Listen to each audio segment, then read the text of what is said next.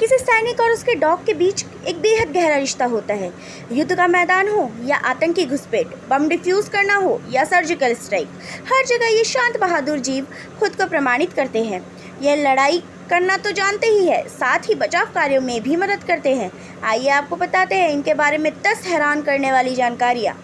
Military के कुत्ते की भी किसी सैनिक की तरह कठिन ट्रेनिंग होती है।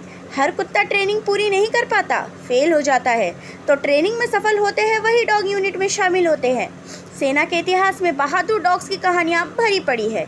रिमाउंट वेटेनरी क्रॉप्स को शौर्य चक्र भी मिल चुका है। इसके अलावा 150 कमेंडेशन कोड्स भी मिल चुके हैं।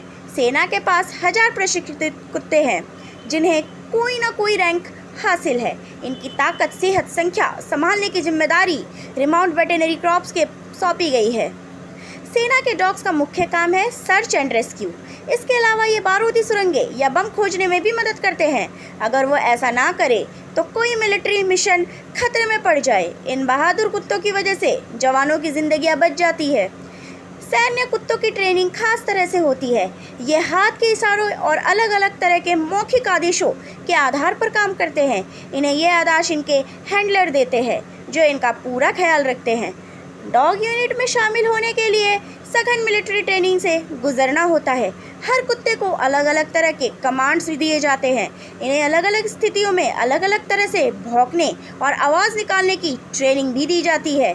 साथ ही अपनी जगह बिना पता चले दुश्मन का ठिकाना खोजने की ट्रेनिंग भी दी जाती है। आर्मी डॉग्स स्क्वाड ने पहली बार साल 2016 के गणतंत्र दिवस परेड में भाग लिया था। Remount veterinary corps centre and college Meerut cantt में है, जहां पर इन डॉग्स की ट्रेनिंग पूरी की जाती है। फिर उन्हें मार्च पोस्ट की ट्रेनिंग दी जाती है।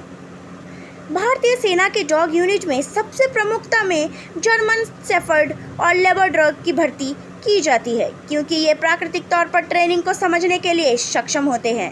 इन्हें सिखाना आसान होता है, साथ ही ये सैनिक द्वारा बताए गए कमांड को आसानी से मान लेते हैं। डॉग यूनिट में एक कुत्ते का सर्विस पीरियड 8 से 10 साल होता है।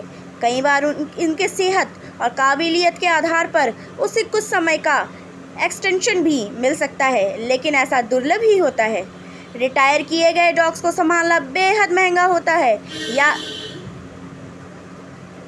या तो इन्हें किसी को दान कर दिया जाता है या फिर इन्हें यूथेनाइज कर दिया जाता है ताकि दुश्मन इनसे किसी भी तरह का संवेदनशील डाटा ना निकाल सके।